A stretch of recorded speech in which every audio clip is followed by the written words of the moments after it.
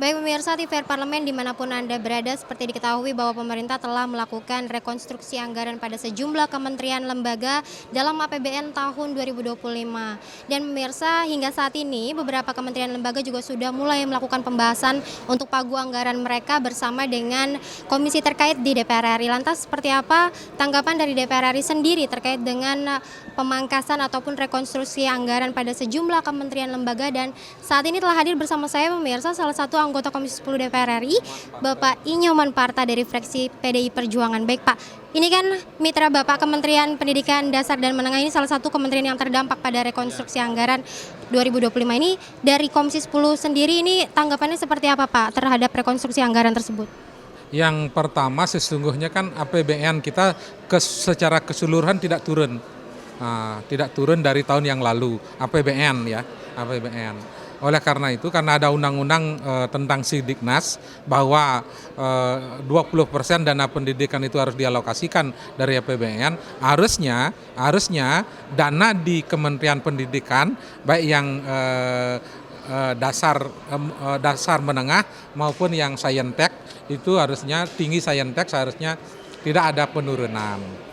Yang kedua, kami tentu menyambut gembira ketika ada konferensi pers yang dilakukan oleh kementerian bahwa untuk di Kementerian Pendidikan tidak ada penurunan atau tidak ada tidak ada pemotongan anggaran.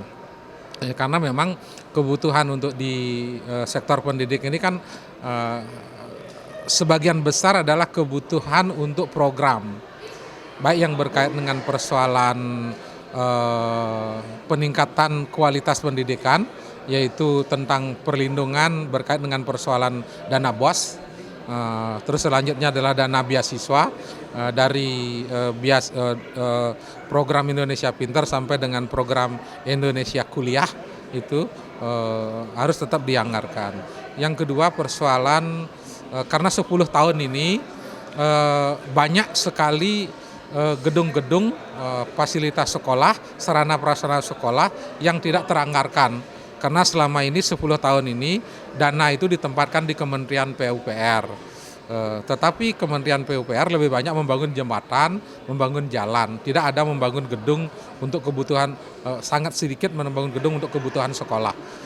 Oleh karena itu banyak gedung yang rusak, banyak perpustakaan yang belum ada, UKS yang belum ada, dan lain sebagainya, perlu disiapkan dana itu untuk di Kementerian Pendidikan.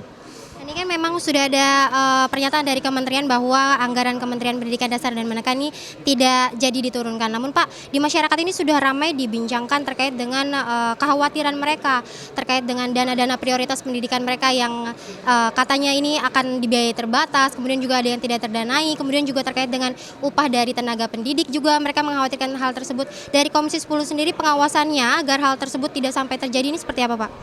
Karena ada informasi terbaru itu harusnya kita kembali melakukan pertemuan apakah anggaran pendidikan sesuai dengan alokasi yang pertama. Kan ini tiga kali pembahasan ini, apakah saat rekonstruksi atau kembali lagi seperti yang anggaran awal gitu. Dari Komisi 10 sendiri nih Pak, terkait dengan rencana pemerintah melakukan rekonstruksi anggaran pada Kemendikdasmen, ini sebetulnya dari Bapak sendiri terutama, Bapak melihatnya seperti apa? Kenapa pemerintah justru malah menjadikan Kementerian Pendidikan Dasar Menengah untuk menjadi target dari rekonstruksi anggaran?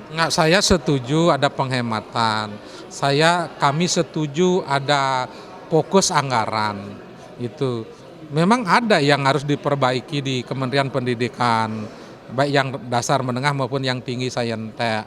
Misalnya tentang program yang copy paste, itu memang harus dipotong. Jadi kenapa terus-terusan dianggarkan, padahal itu program.